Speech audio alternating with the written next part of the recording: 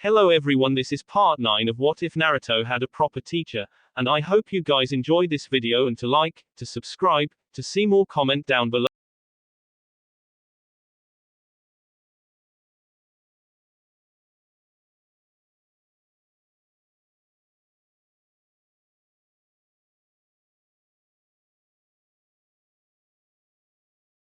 Togaku were kept quiet, but it was announced that the new hidden village had been destroyed. The purpose was to give the village something to celebrate and to send a message to the other great hidden villages that Konohagakure was still strong. The Inuzuka clan, of course, was not in a celebratory mood. Their clan head had been killed in the mission to take down Orochimaru. While they took pride in the fact she died on such an important mission, it was still devastating. Her two children were taking it the hardest. The fact that the village was essentially having a festival while they were in mourning infuriated Kiba. Jiraiya had seen the anger in the young Genin's eyes and decided to give him some time off of missions to collect himself. That evening, as the rest of the village was celebrating, Jiraiya met with Shikaku and Kakashi. Jiraiya asked Shikaku, "Anything important happen while I was gone?"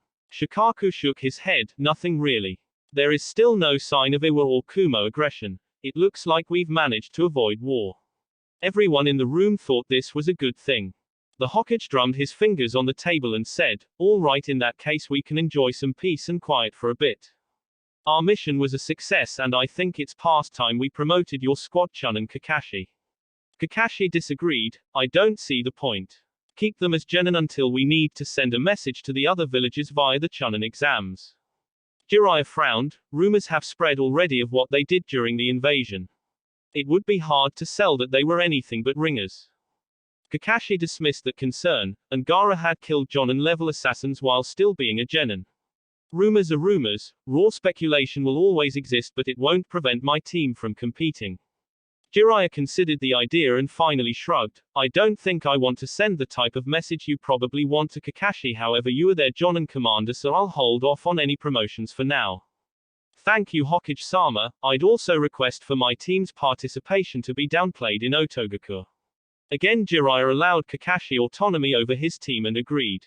Shikaku eyed the elite Jonin and said, "You are aware that Naruto is in Iwa's bingo books?" Kakashi favored the Nara with an eye smile and simply said, "Oh, we are aware, and the bingo book underrates him, so it's not a big deal."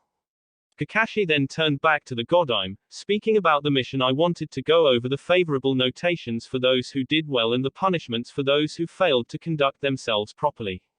Kakashi had technically been the mission leader since Jiraiya was incognito at the time. "All right, go on. I'll start with the positive. After reviewing all of the after-action reports, I'd like to highlight Shizune and Shibi."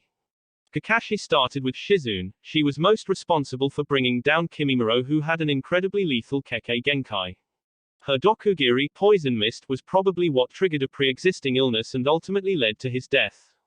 After the battle, her immediate and skilled use of medical jutsu saved Genma's life. Kakashi moved on to Shibi. Shibi Aburame was excellent in his role as squad leader, and I agreed with all of his tactical decisions. Tsume's death was a tragedy, and I suspect Shibi partially blames himself for it. A positive commendation from you will go a long way to ease any misplaced guilt he may have. Shikaku agreed with Kakashi's assessment. From the reports I've reviewed, I agree, Hokage-sama.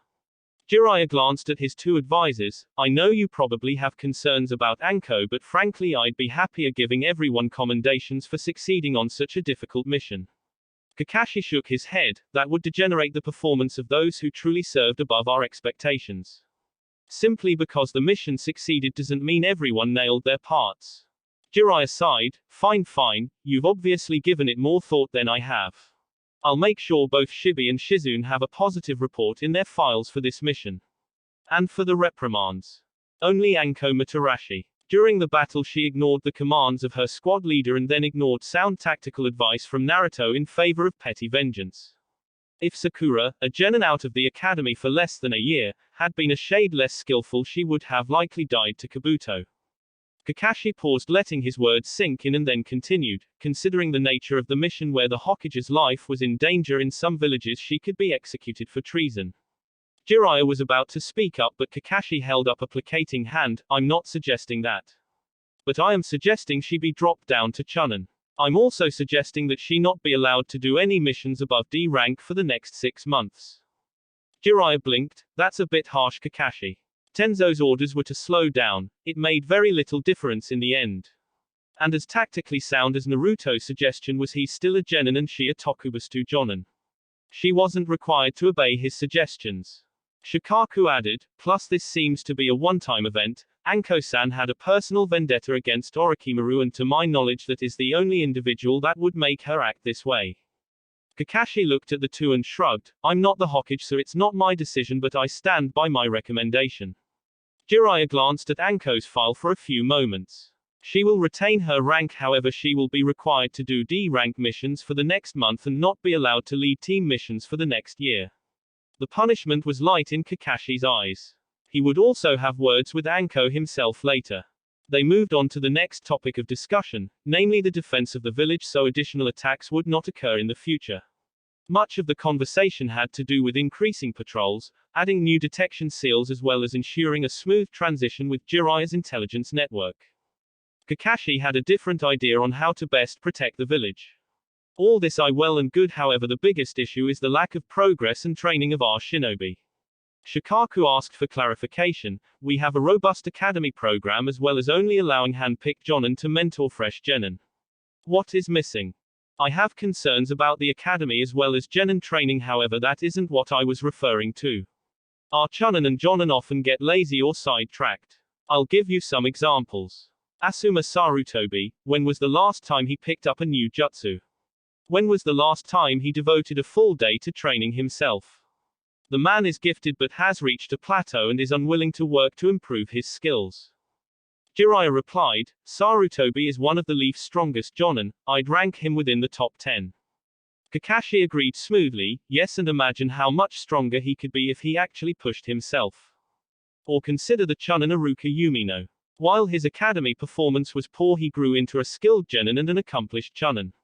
Now he spends all day at the academy, spending extra time grading tests and developing lesson plans. How much training does he do to improve himself? He should be striving for jonin, not devoting all of his energy to teaching children, most of whom will never even become a genin. Shikaku saw where Kakashi was going and muttered, troublesome. The Hokage asked, so what do you propose? Mandatory training is what I propose. Make it a condition of the continued existence as a Konoha shinobi. This would apply to all shinobi, those who teach in the academy, our torture and interrogation unit, Anbu, Jonin Sensei, chunin patrols, medical nin, and even those shinobi who work in an administrative capacity. Jiraiya looked a bit uneasy at the idea. That seems invasive. If they can continue performing the duties adequately, why should they be forced to go through rigorous training? Kakashi was calm but allowed heat to enter his voice, because their primary purpose is the protection of this village. If we are attacked, it is expected that every shinobi take up arms. Improve the quality of our shinobi will be the biggest deterrent to attack. Shikaku sighed, shinobi who have given their all in battle and missions sometimes wish to settle down and take care of other things. I would be rather upset if the little free time I get to play shogi with my son was interrupted by mandatory training. Kakashi considered his response and then replied, so you are fine when the next attack that comes leaves your family dead because you weren't strong enough to protect them. Shikaku narrowed his eyes. That was uncalled for, Kakashi-san. I respect your abilities, but you have no right to imply that skipping out on additional training will lead to my family's deaths. It might, obviously no one can say for sure. Being stronger will increase the probability that your family will live through another attack. Let's not kid ourselves here, war will come. Not a single generation has passed without conflict since the founding of the hidden villages.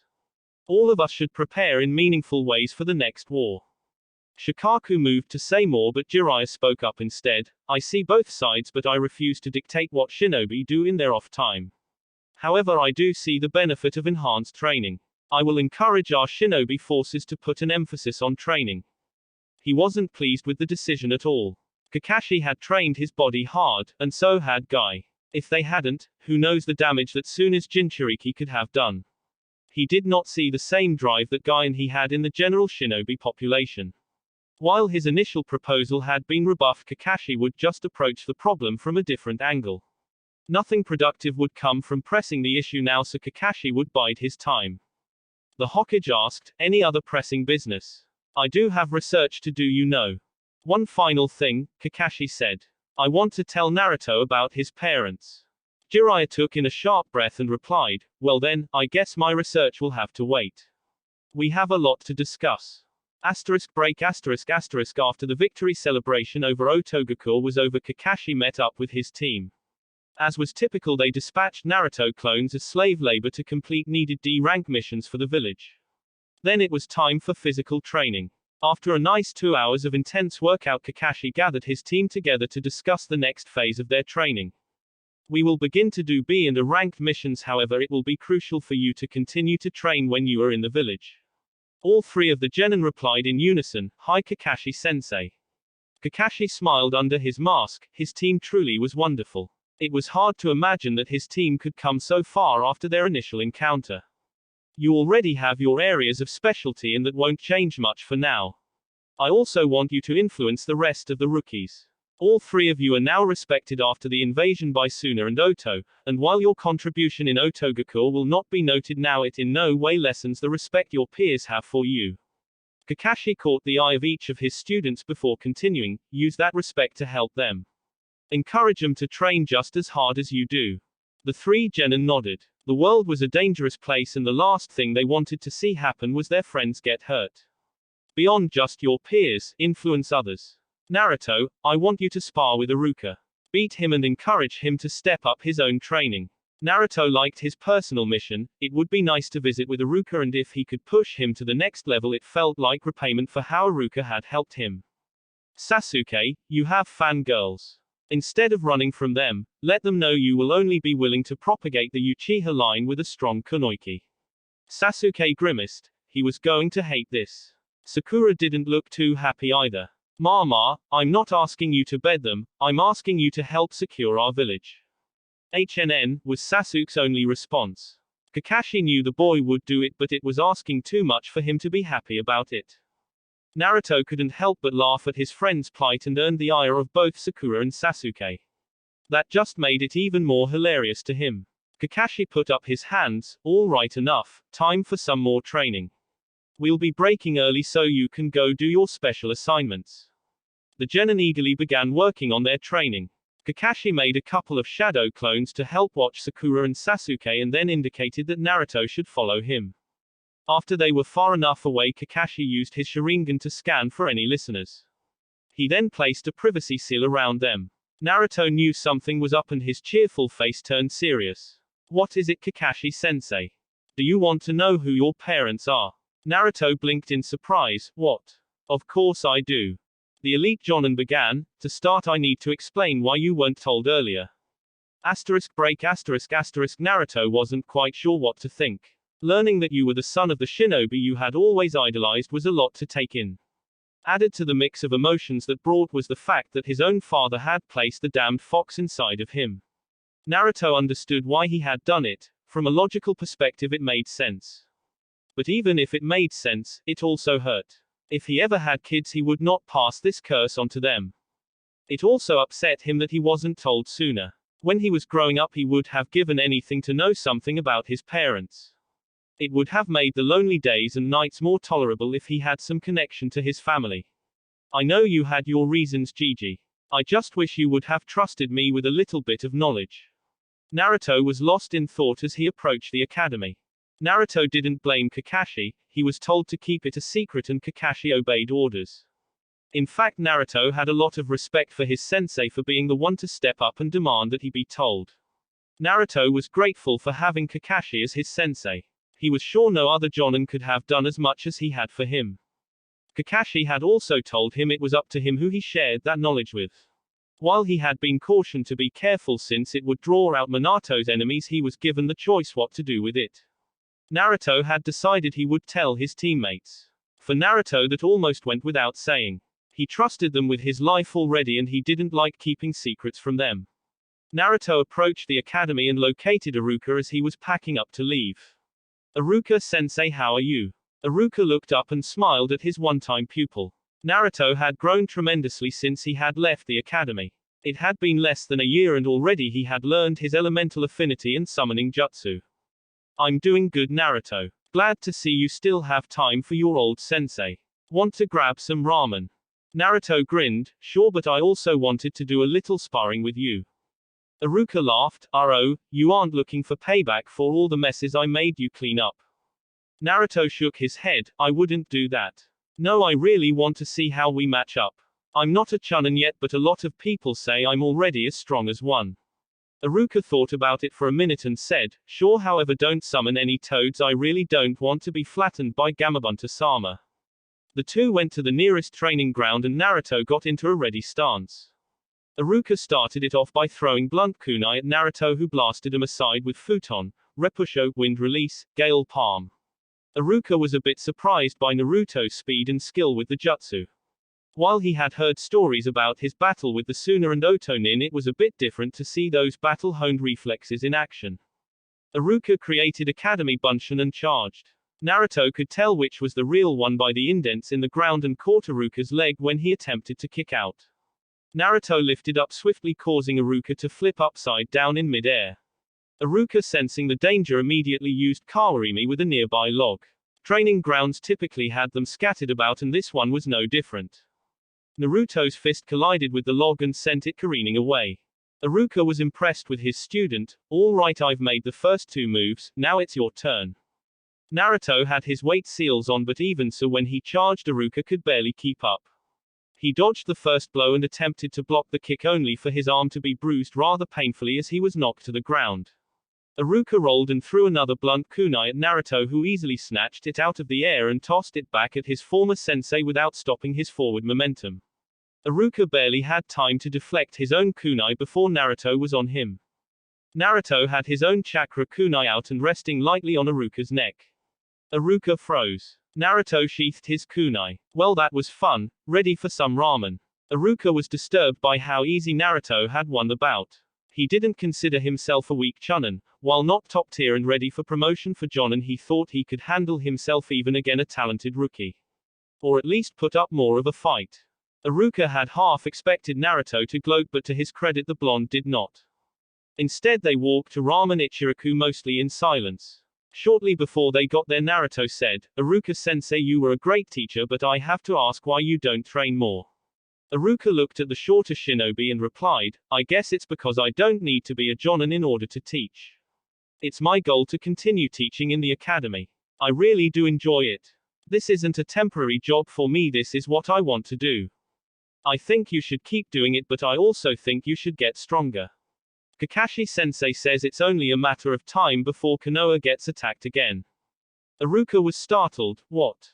But we are at peace. Did Kakashi share classified information with you? Because if so, you shouldn't be sharing it with me without clearance. Naruto waved off the concern, nothing classified and nothing immediate.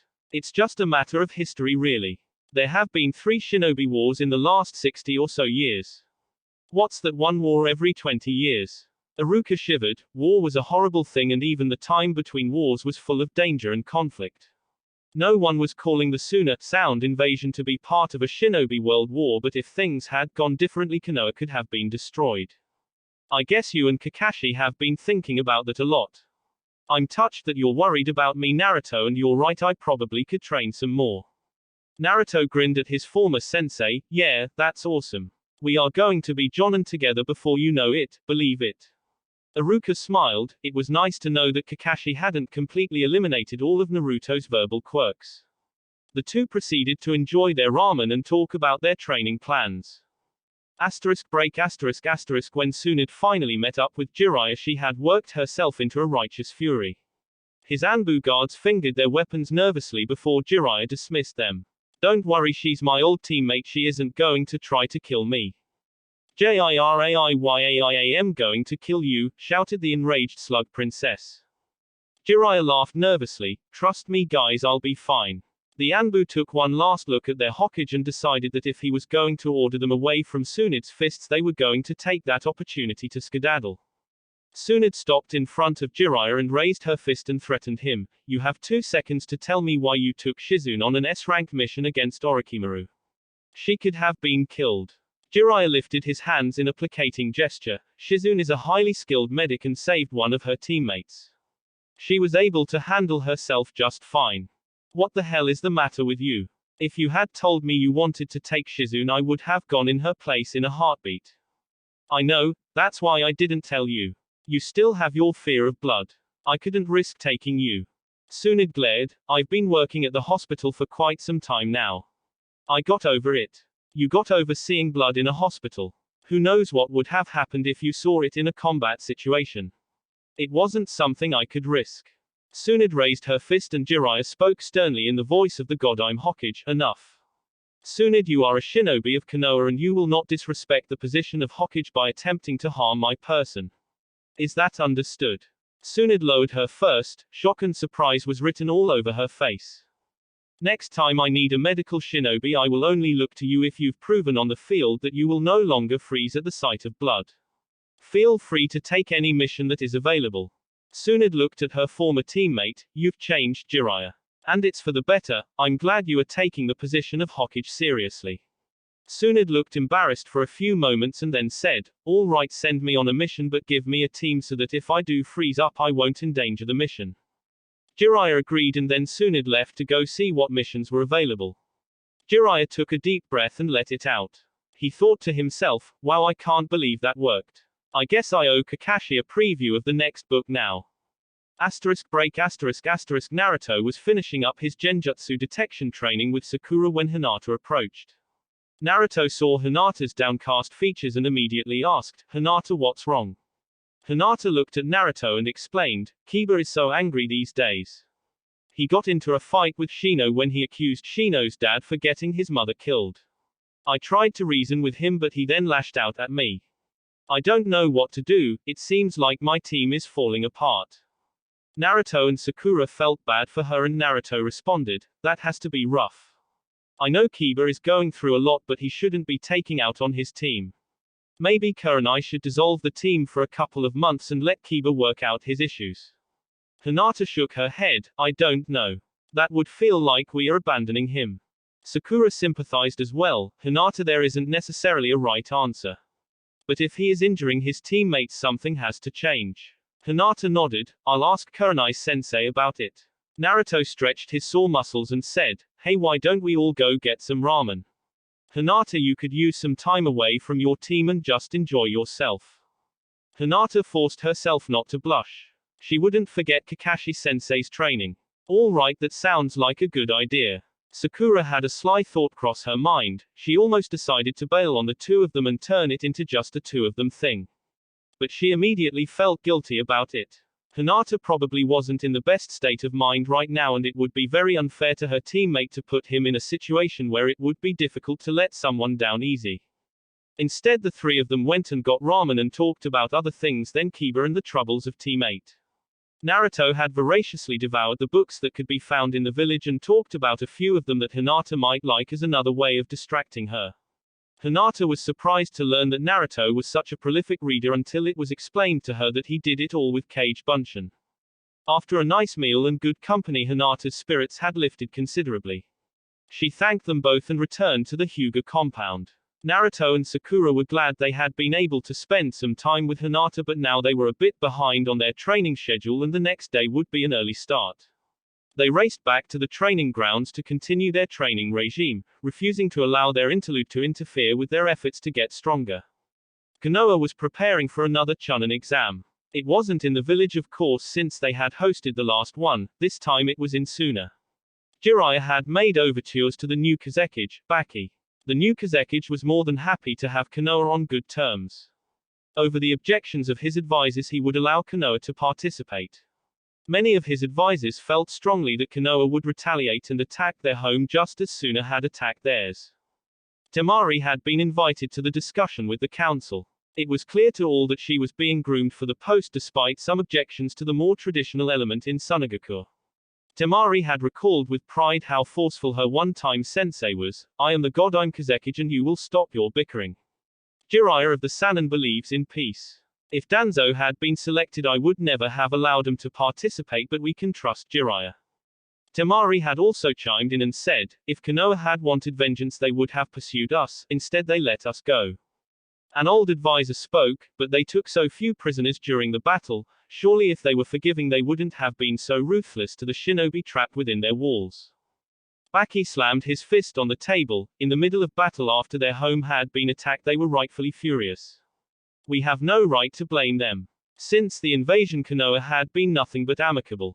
I received a letter from their Hokage personally stating that Orochimaru was treacherous and had fooled many in Konoha itself before fleeing the village.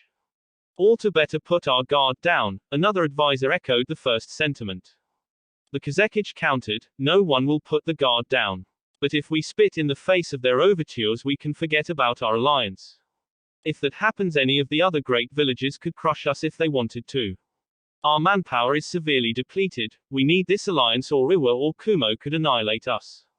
The advisors went to argue more, but Baki was done. Enough. I have spoken. Prepare precautions as you like, but no one will take any hostile actions against our guests. Temari had smiled at the memory. She was proud of her sensei. He had taken several steps to ensure Suna's future. It had taken her some time to get over her brother's death, but she was now finally moving past it. She and Kankuro had patched things up as well. As long as neither mentioned Gaara, they were fine with each other's presence. After all, they were still on the same Genin team. This time it should be easy to make Chunin, even if our replacement is a bit weak. Temari had mixed feelings about her sensei wanting her to be the next Kazekage. Ultimately, what decided it for her was that as Rokudaime Kazekage, she could ensure no one else in her village would have to suffer the fate of Gaara. She would not allow another Jinchuriki to be made. If that weakened the village, so be it. She would find another way to make Sunagakure strong again. Break It was time to make Chunin nominations in Konoha. Guy's team was nominated again, and Asuma and Kurenai also nominated their teams. They were joined by several other Leaf teams, but not Kakashi's Team 7. Sakura didn't care. It was pretty much an open secret that Team 7 could mop the floor with any Chunin team. While other teams prepared for the Chunin exams, Sakura was hard at work looking for practical ways to use Fuinjutsu in combat. She had taken the idea of holding weaponry within storage scrolls from Tenten. However, that was just the start. Because Fuinjutsu could manipulate the sealed area, it opened up tremendous possibilities. Most used that manipulation to place something in stasis. Early shinobi had used Fuinjutsu to keep things cold as a means of storage prior to the advent of the current stasis storage that was used. That had given Sakura the idea. The environment within the storage seal could be manipulated with the proper seal sequence. With that in mind, she had designed a seal matrix for air pressure. It had been difficult to get the right balance, but finally he had something that she could use in combat. She would use it to store weaponry with the air pressure pushing in the outward direction over time. After an hour, the maximum force would be stored, and when she released the seal, it would push out the projectiles out at extreme velocity. The kunai, senbon or shuriken would be blasted out at speeds far faster than most shinobi could throw.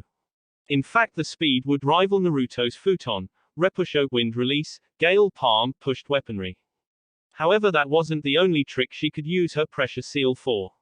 Because she could control the temperature with a slightly different formula, she could just store air and pressure and effectively make a steam-like blast of air that was powerful enough to melt metal.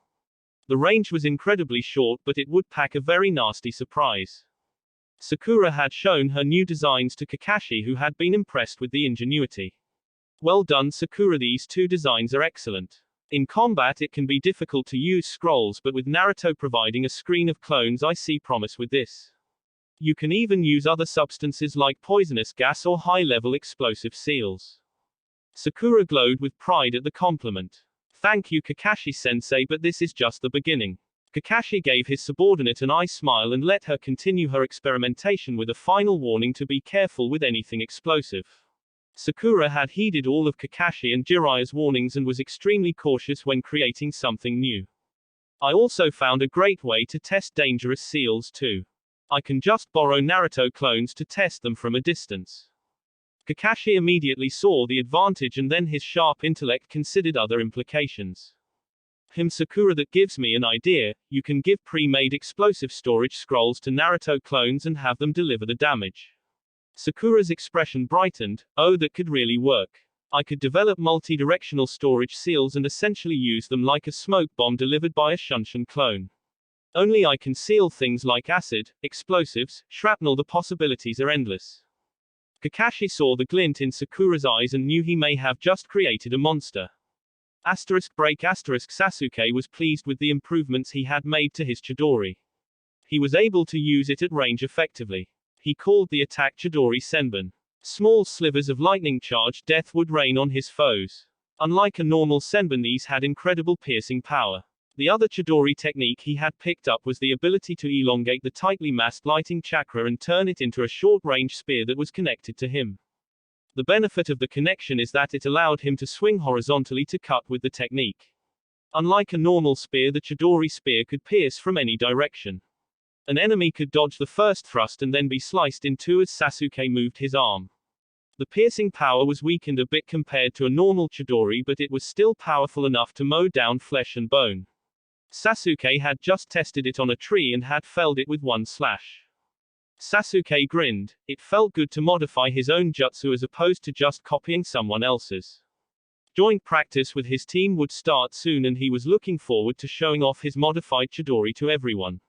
I wonder what I should work on next. I'll need to keep working on my taijutsu for sure, that will be never ending, but what else can I do to become stronger?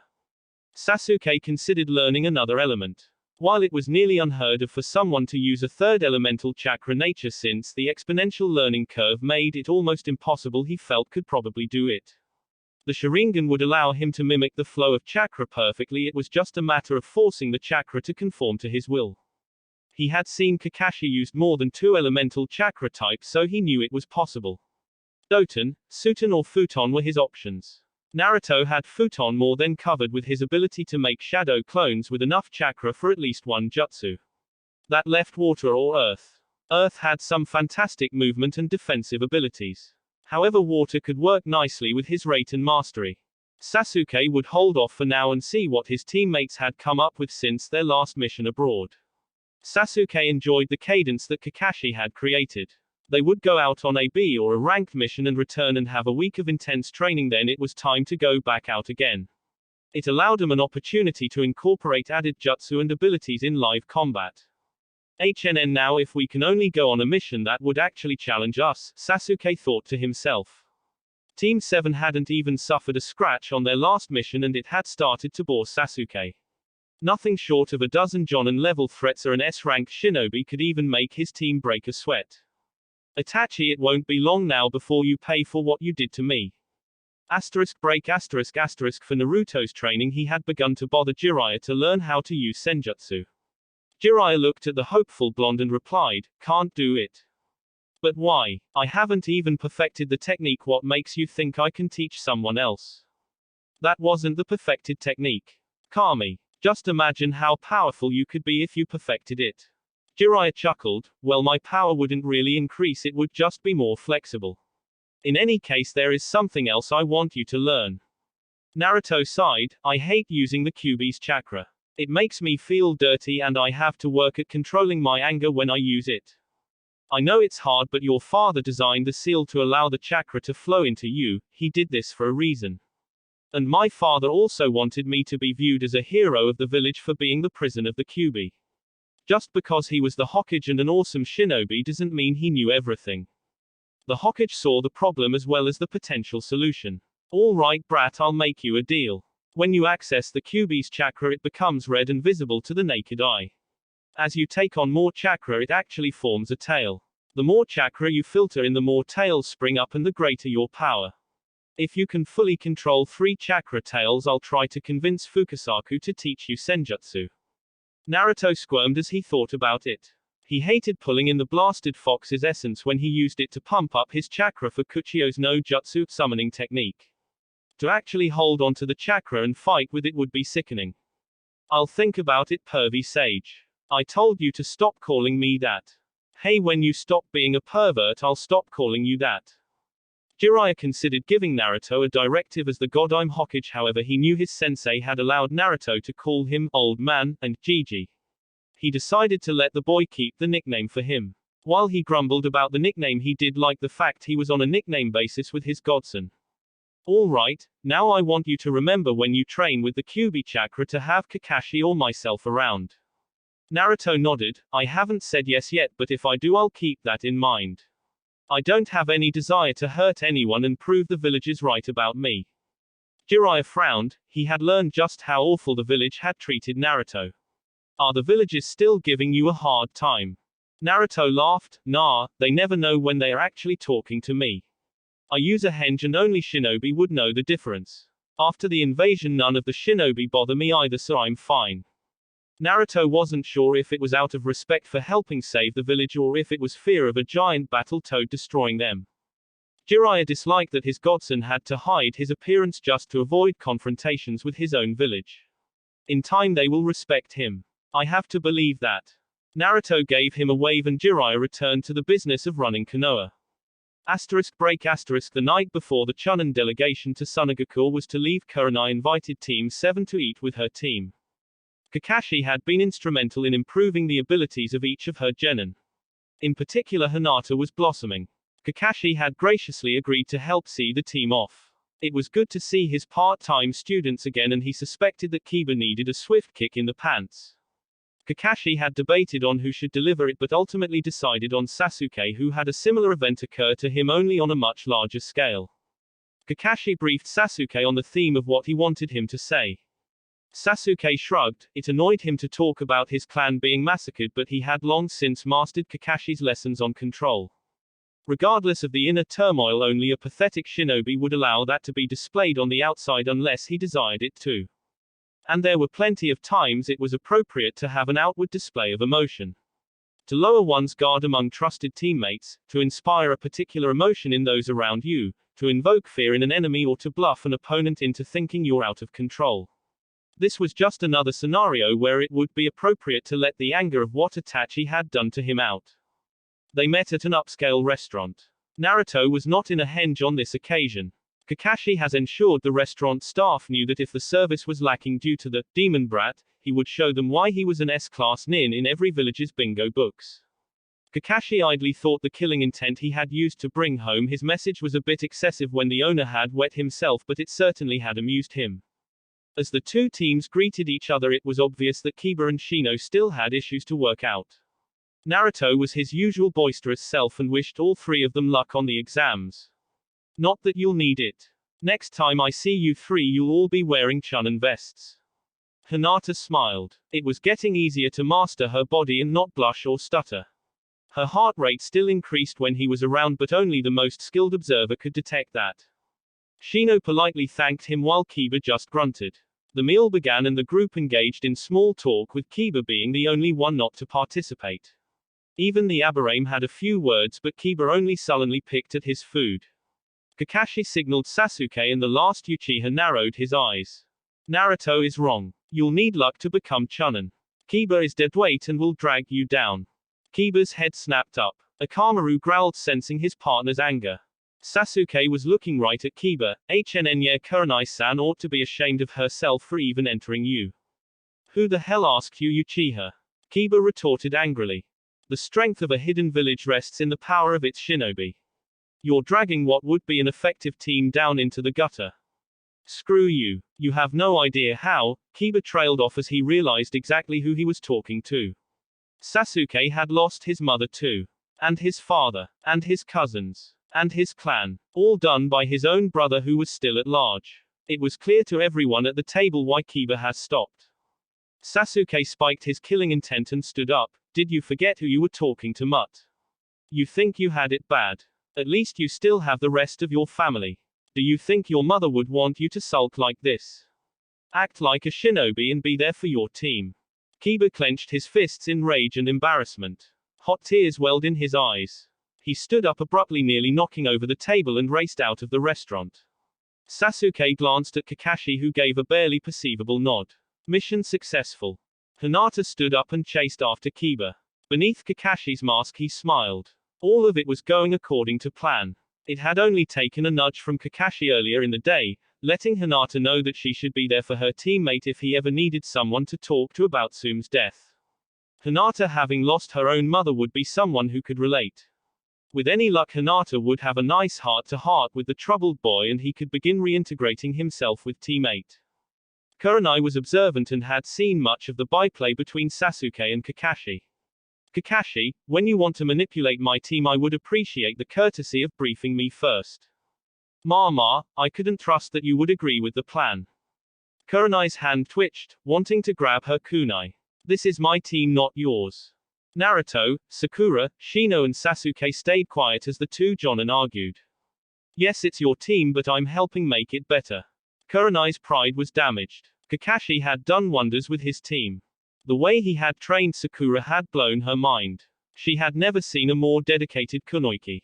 When they had made the deal and Kakashi had helped round out the team's skills, she had been floored by the improvement in her team.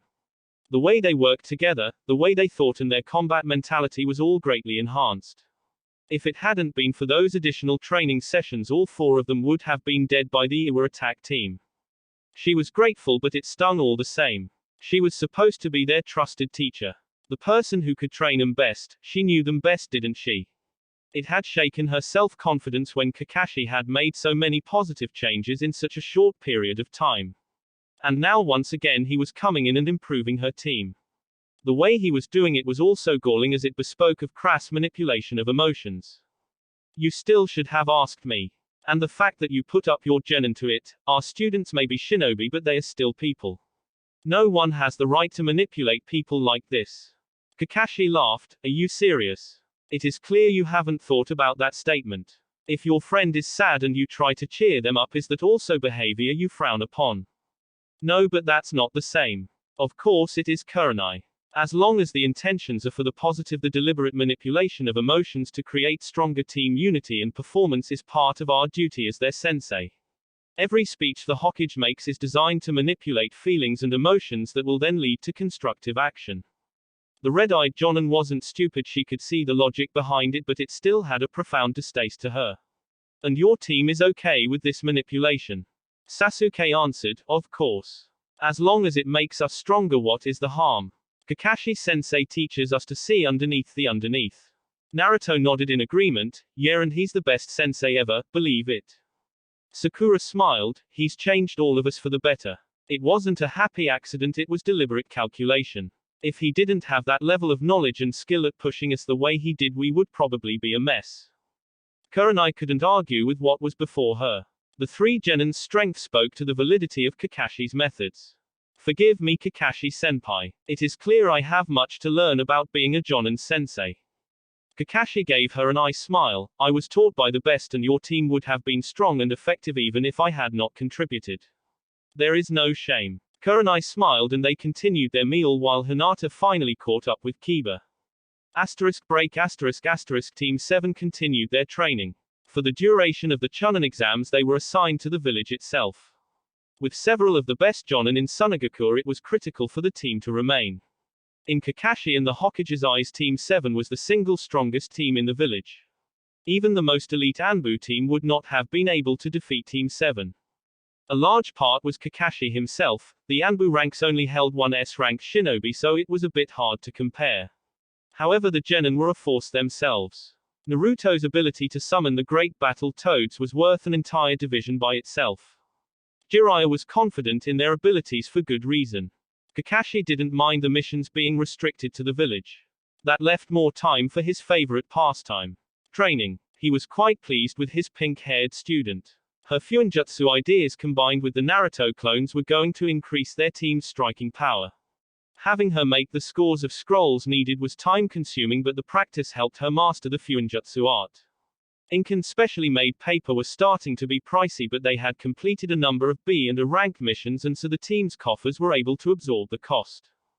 During one of their team discussions they went over strengths and weaknesses of A and S rank shinobi in bingo books. The team diligently planned strategies and tactics on how to defeat everyone from Sasori of the Red Sand to the current Raikage. Remember, almost all S-class ranked opponents have hidden abilities they rarely use. Bingo books are not all-knowing after all, so always be on your guard. Remember, arrogance leads to death.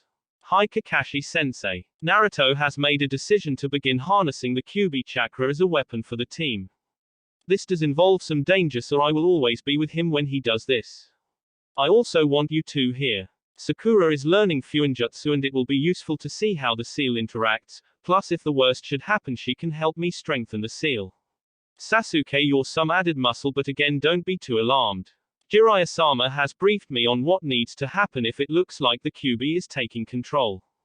Naruto swallowed thickly. The very last thing he wanted to do was hurt his teammates. Naruto thought about what needed to happen. He would begin to access the Kyuubi chakra slowly. As he pulled in more and more, the fox's will would travel along with it. He needed to get used to forcing himself to be in control despite the demonic will that would be trying to let out its hate. Kakashi set up the sensor barrier around the area. The Fuinjutsu wasn't terribly complicated, but it did take a bit to do. The purpose was to prevent any panic when the village suddenly sensed the Nine Tails chakra. That done, Naruto began to draw upon the red chakra and allowed only a trickle in. His birthmarks on his cheeks become more prominent and he took in a deep breath. Kakashi said, "You can do this, Naruto, keep control of it. You are the shinobi, it is the mindless beast." A pulse of rage swept through Naruto as if the Kyuubi had heard his sensei's remark and had taken offense. The young Jinchuriki struggled to maintain control. He bit the inside of his lip as he struggled to control the whirling maelstrom of hate that was filling him. A field of red enveloped him and he let out a growl. "That's good, just hold it, don't increase it any further." Naruto fixated on his sensei's voice. The sea of hatred wanted him to lash out and hurt someone, anyone. Naruto closed his eyes and then opened them again. They were tinted with red. His pulse pounded in his ears, but he refused to give in to it. Instead, he held the toxic chakra within him and Kakashi congratulated him. "Great job, Naruto. Now I want you to spar and keep control of your abilities." Kakashi went into a battle stance and threw a kunai at Naruto. Sasuke watched with his Sharingan as Naruto's hand blurred as he batted aside the kunai. Naruto charged his taijutsu feral instead of controlled. The speed and power increase was significant. As Kakashi dodged blows and lashed out with kicks and palm strikes, he estimated the power increase was equivalent to opening the third gate, the Gate of Life. Impressive considering he has yet to fully manifest a single tail. Naruto's speed and strength were greatly enhanced, but Kakashi was still able to dominate the match. Naruto slammed his fist into the ground, creating a miniature crater in frustration. Kakashi's harsh voice barked out, "Control, Naruto. You are not a beast, you are not a demon. Stay focused." Naruto froze in place and warred internally with the feelings of hate and fury. Finally, he released the Kyuubi chakra and collapsed to one knee. "Sorry, Kakashi-sensei, I could feel my control slipping." Under the Sharingan, Kakashi could see Naruto's muscles trembling. They had been strained by the demonic chakra. He could also tell that Naruto, despite his immense endurance, was exhausted by using the Kyuubi chakra for so long. "You did fine, Naruto. I wonder if other Jinchuriki have a problem with the tailed beast's chakra physically damaging their body. Something for me to research. For now, we'll continue working on it every other day." The team continued the group training, further refining their team tactics. At the end of a very long day, Kakashi spoke with his team once more. "Kumo and Iwa are our biggest threats. Currently, Iwa has made some aggressive moves towards Sunagakure after testing the waters with Konoha and finding no weakness." Sakura asked, "Why is Iwa looking to start another war?" Kakashi looked at Naruto and offered for him to explain. "It's because of how the last war ended. Iwa thought they were doing very well until my dad slaughtered them. They came to the peace table defeated and shamed. They are eager to prove themselves on the national stage so they can regain their prestige." Kakashi spoke up again. "Our Hokage wants peace and is therefore renewing our alliance with Suna. I personally have my doubts about this being the best course of action, however the Godime has spoken and I will enforce his edicts." Kakashi gestured with a hand. "This means that Iwa will think twice before going after Sunagakure. Their aggression and desire for war will just grow. Who are they going to go after? Mist isn't geographically feasible and they have already tested us. I doubt they would turn on their former allies in Lightning Country. A few possibilities, but one that seems likely to me is that they will become desperate for a victory and launch an attack at a smaller village. Given the proximity and relatively friendly relationship with us, I suspect it will be Takagakure." Naruto asked, "What does the Hokage think?" "He thinks it's a possibility and has tried to strengthen bonds with the village. He has also finally agreed to allow us to send a message to Iwagakure via the Chunin exams."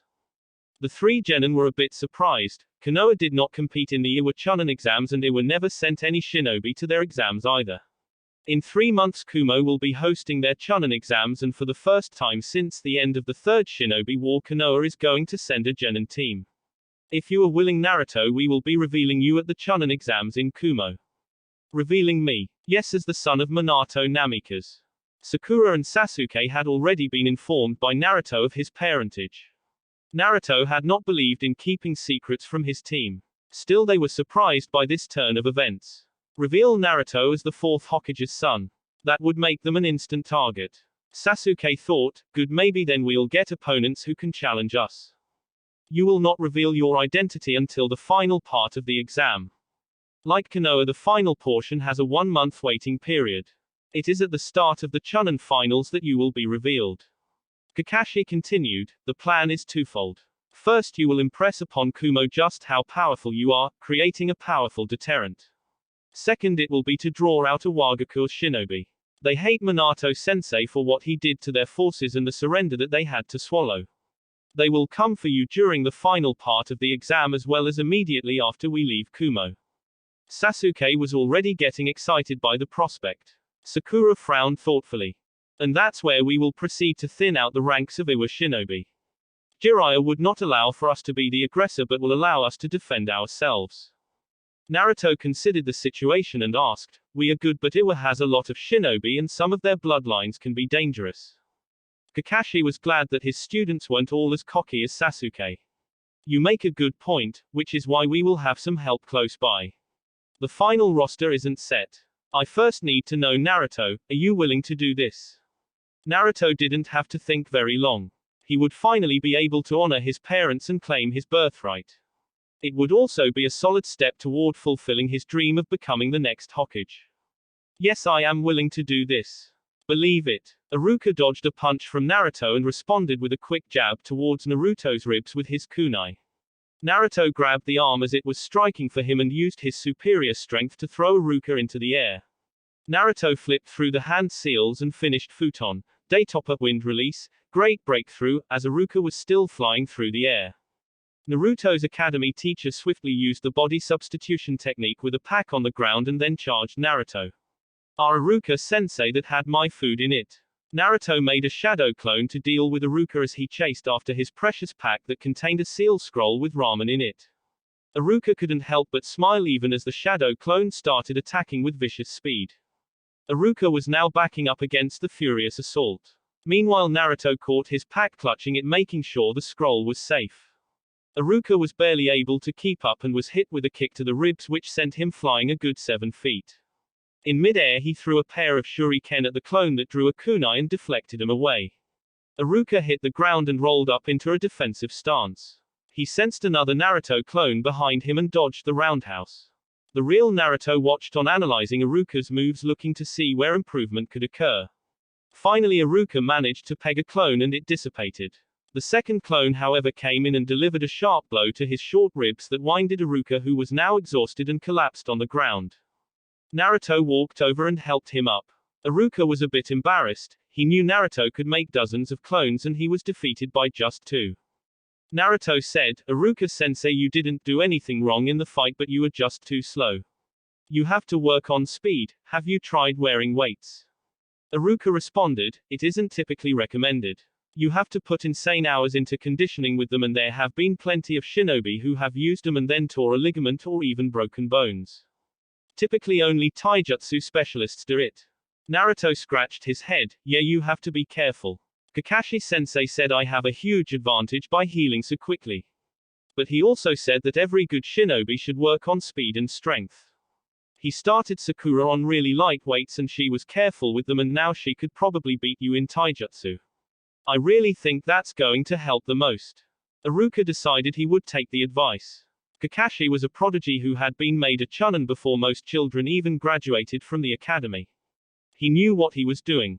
They sat down to eat lunch and Naruto ate his ramen like he always did, with childlike joy and abandon. The sight always brought a smile to the teacher's face. I'm also going to work on my elemental affinity. I learned that I had a Sutin affinity and never really pursued it. If you remember your academy lessons, water jutsu counters fire jutsu, but Kaiten uses aren't that common outside of fire country. I didn't see much of a point. Naruto thought that idea was silly, but he could understand if Iruka was content with being a chunin who taught in the academy. There wasn't a need to go beyond that. Well, you got to fix that, Iruka-sensei. A lot of jonin use two different elements. I know, after you explained what Kakashi taught you about how often war occurs, I feel a bit embarrassed about not pushing myself harder. After finishing the meal, Naruto said, well, I have team practice. Sakura-chan wants to use my clones as test dummies again. I want to see some cool water jutsu next time we spar. Iruka nodded amiably and asked him to say hi to Sakura and Sasuke for him. Break. The chunin exam's first couple of rounds had mostly gone as Temari had expected. Her team advanced to the final rounds, of course. The sensei with the two heavy eyebrows team had also passed. That team was pretty dangerous in Temari's eyes. The other team that had made it through was the one with the other Hyuga. The Aburame and the Inuzuka were also skilled. Temari had been surprised when Shikamaru's team hadn't made it. She supposed it had something to do with their lack of confidence at what happened in the previous chunin exams. The Suna exam was similar to Konoha's version.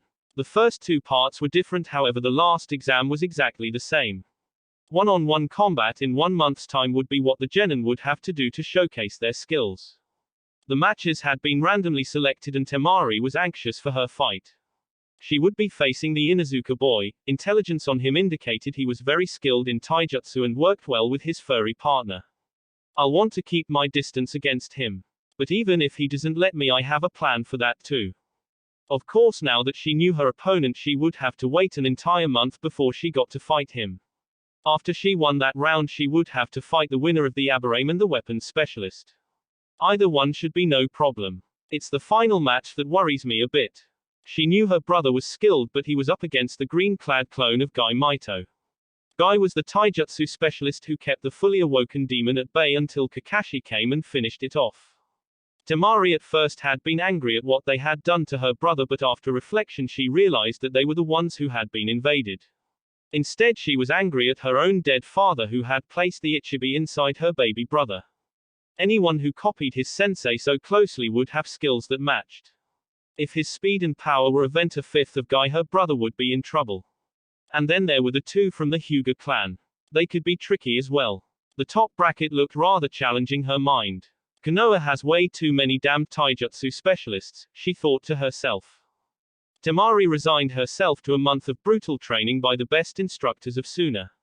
Baki-sensei was determined to make her the next Kazekage, but she would need to become significantly stronger before she could be accepted as the next leader of Sunagaku. I do this for you, Gaara. Break. Naruto blocked the upward slash with his own katana. The angle had surprised Naruto, but his quick reflexes allowed him to parry the blow.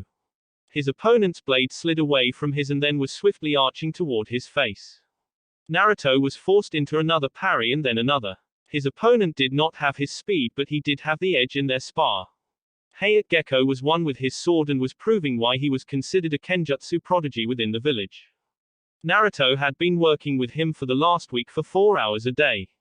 Naruto of course could have trained longer, however when Hayate became too winded his lungs would not let him continue. Naruto had wondered how such a skilled and physically tough opponent could be so sickly, but felt it was impolite to ask. Instead he eagerly accepted the practice and tutoring in the blade. The Kage Bunshin allowed his clones to act almost as skilled as he was. The downside was that they were fragile. The sword though gave them reach and allowed deadly striking power. If he could wield his katana half as well as Hayate did, his clones would become a lot scarier. Hayate began coughing, which was the signal to take a break. After Hayate recovered from his coughing fit he said, "Not bad, you are improving. The problem, cough, is that you rely on your speed instead of your technique. By using it as a reflexive crutch you'll never master the correct counters." Naruto listened with rapt attention. The 18th parry you used, you brought your blade all the way across your body. If I had your speed I would have cut you in two before it reached to block. Instead you should have moved away from the blade as you brought yours down, meeting it with a downward stroke. The young Jinchuriki played back the battle in his mind and saw what Gecko was saying. I suppose I could try slowing my speed down when we spar. Hayate nodded his head. That would be a good idea. In fact, let's both slow down our speed and focus on the technique and correct parries. Then we'll slowly increase the speed to where it should be. Naruto agreed and the two went at it again. ****** Temari had been right about Lee. Lee had utterly destroyed Kankuro's puppets and then went on to defeat her brother. Lee was a speed demon. Temari couldn't actually keep up with his movements. Temari heard the boys' cheerful screams of victory and youth and shuddered. How can a shinobi be that powerful and that ridiculous?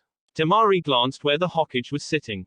Well, rumor has it Jiraiya has spent much of his adult life peeking on women's baths and writing shameful books. Perhaps how one composes themselves isn't related to how strong they are.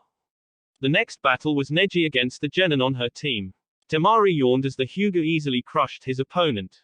My turn. Temari leapt down into the prepared area and watched as Kiba and his Ninken entered. When the match started, Temari instantly let loose a blast of wind with her war fan.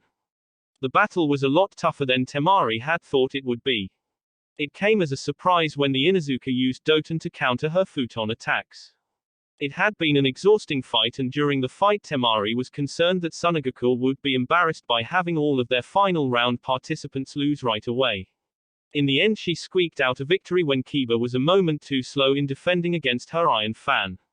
She struggled to catch her breath after the match. Her chakra reserves were at near exhaustion levels. She really hoped that the next set of matches were dragged out so she could recover somewhat. Her next opponent would be the winner of Tenten and the bug user. Normally she would feel confident against her foe, but with her chakra so depleted she didn't know how many futon jutsu she could use before collapsing. Temari watched the match with interest. Tenten began the match by throwing modified smoke grenades that killed the bugs but didn't do anything significant to a human. The Aburame had lost his best weapon but had quickly charged into close quarters. Tenten backed away, firing kunai with explosive tags at her opponent. Shino dodged to the right and the left and even rolled under one barrage. He drew a short sword and lashed out at Tenten in close range. Tenten blocked with her own katana she had drawn only for Shino to have surprised her completely. Shino had let go of the blade in the last moment before Tenten's parry. His hand was under the Tenten's katana and green chakra pulled around it, forming a chakra scalpel that cut into Tenten's forearm. Her muscles had been cut and her katana fell uselessly down to the sand. Tenten had the presence of mind to step away from the next swipe from the chakra scalpel. Temari could tell the girl was surprised that the bug user was so proficient in close combat. Most Aburame were weak in real close combat.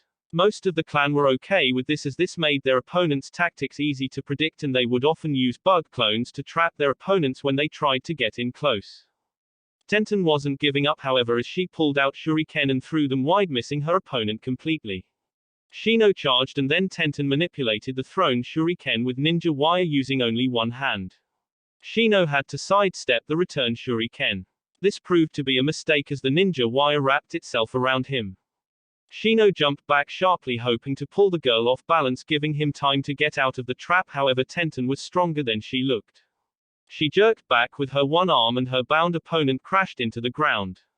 Tenten quickly sprang forward and placed a kunai on Shino's neck. I yield. Congratulations, Tenten-san. Temari was impressed by both of them and was glad that her next opponent would be injured heading into the next fight. Temari watched as the other Hyuga faced off against Lee. Since there were 9 finalists, she had sat out after the first rounds. Gaara's sister watched as Lee was triumphant. She had to give credit to the girl though, she didn't give up and had evidently mastered the kaiten and was able to repulse the Green Clan shinobi several times. Ultimately, superior speed was triumphant. If you were faster than your opponent to a significant degree, there was typically very little you could do to overcome that. Temari walked back out into the fighting area and defeated the wounded Tenten.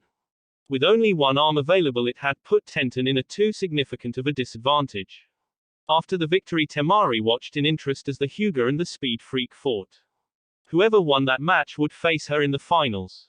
Temari's eyes bulged in shock as Lee took off weights he had been wearing. He has been wearing weights the entire time. Lee crashed into Neji, who also defended with the kaiten but also moved swifter than his younger cousin. While Neji didn't have the raw speed that Lee did, he did have superb control in taijutsu and was able to force his teammate back. Temari heard Lee say, "You have been my rival since the day we became teammates. You have always beaten me, but today I will prove to you hard work can beat a genius." Neji snorted, "You can't fight fate. I am sorry, but you are destined to lose." Temari got the distinct impression that this was an oft-repeated argument between the two of them. Open gate of life. The Sand Genin watched as Lee's skin turned red and power seemed to radiate from him. Neji blinked with his white eyes in shock. Lee kicked up sand as he charged forward, his strike nearly shattering Neji's arm. Neji flew back and hastily righted himself right as Lee lashed out with a devastating kick. Neji chose to dodge this time and counterattack with a strike aimed at causing damage to Lee's lungs, forcing the end of the fight. Lee however blocked and the taijutsu battle was on. Neji couldn't believe he forced on the defensive by the one-time dead last. Lee was winning but he couldn't keep the gates up forever. Temari saw Lee back up and scream, "Gate of limit open." Lee's speed and power were greatly improved and he rocketed toward his opponent. Temari could see the shock on Neji's face. Despite his absolute mastery of the gentle fist style, he could not stop Lee from thrashing him in just a few seconds. The winner was Lee and that would be her opponent. Lee was bouncing up and down on his feet and said, "Let's go, I am ready for my next opponent." Temari simply shook her head. "There is a 5-minute waiting period between fights, so why don't you just rest up?" Lee was crestfallen. The next couple of minutes ticked by and before Temari even entered into the sand, Lee collapsed. The proctor asked if he could continue but Lee was already unconscious. Not the most daring victory, but to a shinobi victory is all that matters, Temari thought to herself. She was glad that she had won. It was good to give her village something to be proud of after recent events. She knew though that her training would have to be stepped up. If the green-clad genin had been fresh, she probably would have lost the fight. Break the Hokage had returned and was going to publicly announce who would be granted the promotion to Chunin. Team 7 had shown up and they were curious to see who had made the cut. The news of Temari being the overall winner of the elimination-style tournament had already reached them. However, the Chunin exams were more than just about winning. Winning matches gave you more chances to show off your skill, but it didn't guarantee selection. Jiraiya was on a raised platform with the 6 Chunin candidates that made it to the final rounds in front of him. Naruto hoped that their friends in Team 8 were given the nod. He also liked Lee, who was a harder worker, and Tenten because she had once helped him out. Neji seemed like a bit of a jerk, however Naruto didn't hold a grudge, so if he was selected he wouldn't mind. Konoha looked with pride upon these young shinobi. They are our future. 2/3 of the finalists were from our village, they have all proven themselves capable shinobi. The mixture of civilians and ninja applauded. Kiba, you have improved greatly since the academy. Your taijutsu and ninjutsu are Chunin level. The Inuzuka was grinning in anticipation, however he was disappointed by Jiraiya's next words. However, you have failed to show the necessary leadership capabilities to be promoted. Mission reports show an unwillingness to be a team player. Some can be forgiven due to recent stress, however Chunin promotions are not based on what is fair but what will best help the village. If you prove yourself capable in mission within the next 6 months, I will reconsider my decision. Naruto thought that was fair. Kiba had attacked his teammate and failed to work with his team effectively. His skill meant that he fought at a Chunin level, but if he could not work in a team he wouldn't get the promotion. Kiba lowered his head. He was disappointed but had no one to blame but himself. Hinata, you displayed significant mastery of your clan's gentle fist style. During the first 2 rounds of the Chunin exams you played a key part in allowing your team to advance. In recent months you have demonstrated significant leadership capability. Congratulations, you were promoted to Chunin. The crowd cheered and Hinata looked pleased. Naruto spotted Hiyashi politely clapping as well. And for the reserved Hyuga clan leader, that was the equivalent of regular people whistling and giving a standing ovation. Shino, you also have demonstrated significant skill with your clan's techniques. You are calm under pressure and your skill with medical jutsu will make you welcome on any team. While you did not win your match, you proved that you could adapt well even without your greatest strength and nearly defeated your opponent. Congratulations, you were promoted to Chunin. Naruto smiled. 2 out of 3 wasn't bad. Jiraiya turned to Kurenai. Kurenai, you have mentored these 3 genin well. As a first-time Jonin sensei, I am impressed by what you have accomplished. I fully believe both Shino and Hinata are prepared to join other teams and even lead them if necessary. However, for the time being I will keep your team intact. Kurenai thanked the Hokage. She didn't want her team to break up so soon anyway. Jiraiya turned to the other Kunoichi. Tenten, you are skilled with 100 different weapons. Despite your prowess as a weapons mistress, I am most impressed by your foresight and planning. You independently developed a compound that would neutralize your opponent's greatest weapon. Your planning allowed you to advance to the next round and has earned you the promotion to Chunin. Tenten had a huge un-shinobi-like grin plastered on her face that no one was going to begrudge her. The Hokage next looked at the other Hyuga. Neji, you are a prodigy. Your skill is not questioned, however I do suggest you respect your comrades and their abilities more in the future.